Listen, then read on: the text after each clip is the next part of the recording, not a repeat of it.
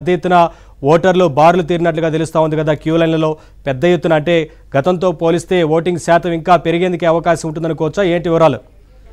నవీన్, ఆంధ్రప్రదేశ్లో vote tsunami సృష్టిస్తుందని చెప్పొచ్చు. ఓటర్లు పెద్ద సంఖ్యలో ఈసారి పోలింగ్ కేంద్రాలకు తరలి వచ్చారు. ఒకవైపు ఎండ తీవ్రత మండిపోతున్నప్పటికీ అనేక చోట్ల అధికార వైసీపీ మోకలు రెచ్చిపోతున్నా, గొడవలు సృష్టిస్తున్నా కూడా వీటినేమీ లెక్క చేయకుండా ప్రజలు ఓటు హక్కు వినియోగించుకునేందుకు వస్తున్న పరిస్థితి.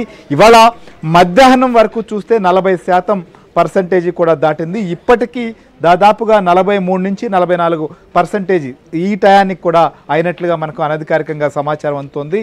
మొత్తానికైతే మాత్రం ఇప్పటికే 1.5 లక్షల ఓటర్లు తమ యొక్క ఓటు హక్కు వినియోగించుకున్నారు. దాదాపు ఇంకొక 25 లక్షల మంది కూడా ఓటు హక్కు వేసేందుకు ప్రస్తుతం క్యూ లైన్లో కూడా ఉన్నారు. అంటే 2 గంటలకు దాదాపుగా 45 నుంచి 50% మధ్యలో కూడా నమోదయ్యేటువంటి పరిస్థితి కనిపిస్తుంది. ఈ స్థాయిలో భారీగా తరలి వచ్చి ఓటు హక్కు వేస్తున్న పరిస్థితి అయితే మాత్రం సామాన్య విషయం కాదు. ఎందుకంటే ఆంధ్రప్రదేశ్ వ్యాప్తంగా ఎండల తీవ్రత చాలా అధికంగా ఉన్నప్పటికీ కూడా ఓటర్లు కూడా వీటినేమీ లెక్క చేయట్లేదు. సో రాష్ట్రంలో మనం చూస్తున్నాం, ఇతర దేశాల్లో ఉన్నటువంటి వారు ప్రస్తుతం ఆంధ్రప్రదేశ్కి చేరుకున్నారు.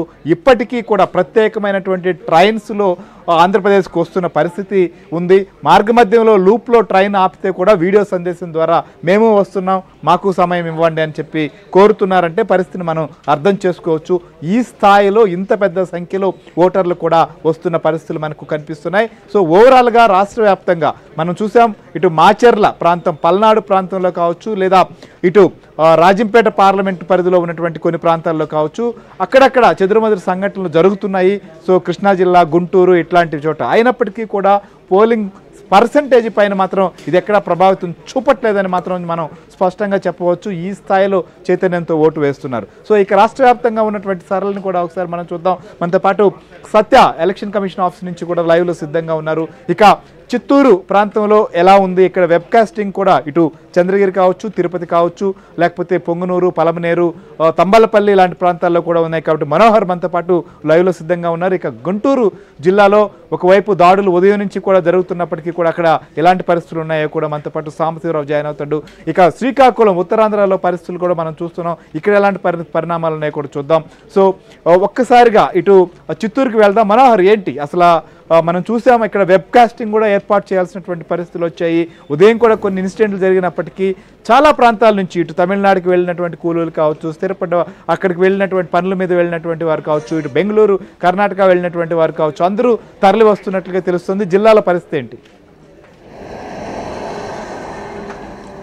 శ్రీహరి గారు, చిత్తూరు జిల్లాకు సంబంధించి 1 గంటకు నమోదైన పోలింగ్ శాతాన్ని పరిశీలిస్తే మనకు అందినటువంటి సమాచారం మేరకు దాదాపు 40% దాటినట్లు సమాచారం ఉంటుంది. మరి ప్రస్తుతానికి మంది ఓటర్లు కూడా తమ యొక్క ఓటు హక్కు వినియోగించుకున్నట్లుగా మనకు సమాచారం అందుతోంది. సో అధికారికంగా పోలింగ్ పర్సంటేజ్ 1 గంటకే 40% దాటింది.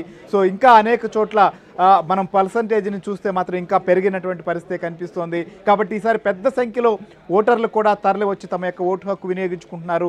సో 2 గంటల ప్రాంతాల్లో 40 డిగ్రీలు దాటినప్పటికీ కూడా ఎండ తీవ్రతను తట్టుకుని మరి క్యూ లైన్లో నిలబడి ఓటు వేస్తున్నటువంటి పరిస్థితి. ముఖ్యంగా ఏజెన్సీ ప్రాంతాలు, మావోయిస్టు ప్రభావిత ప్రాంతాల్లో ఉన్నటువంటి 6 అసెంబ్లీ నియోజకవర్గాల్లో 4 గంటలు 5 గంటలకు మాత్రమే సమయం ఇచ్చినటువంటి నేపథ్యంలో అక్కడ కూడా పెద్ద సంఖ్యలో ఓటు వేస్తున్నటువంటి పరిస్థితి.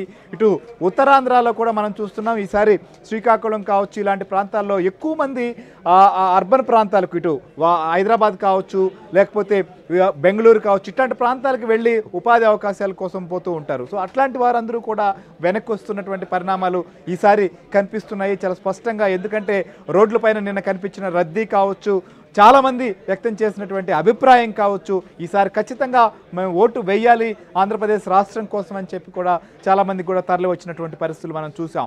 సో ప్రస్తుతం మనం అటు రాయలసీమ కావచ్చు, పల్నాడులో కూడా ఎలాంటి పరిస్థితి ఉందో చూసాం. ఇక రమేష్ కూడా శ్రీకాకుళం నుంచి మనతో లైవ్లో ఉన్నారు. రమేష్, ఏంటి ఈసారి పర్సంటేజ్ మొత్తం కూడా ఏ స్థాయిలో ఉంది నియోజకవర్గాల వారీగా కూడా చూసినప్పుడు ఈసారి ఎంతవరకు పెరిగేటువంటి అవకాశాలు ఉన్నాయి? అక్కడ ఉన్నటువంటి పరిస్థితిని బట్టి చూస్తే ఏమనిపిస్తోంది? గుడ్ ఆఫ్టర్నూన్ శ్రీహరి గారు. ప్రధానంగా ఈరోజు పోల్ పర్సంటేజ్ చూస్తే ఉదయం నుంచి కూడా క్రమక్రమంగా పోల్ పర్సంటేజ్ పెరుగుతూ వస్తుంది. 1 గంటకు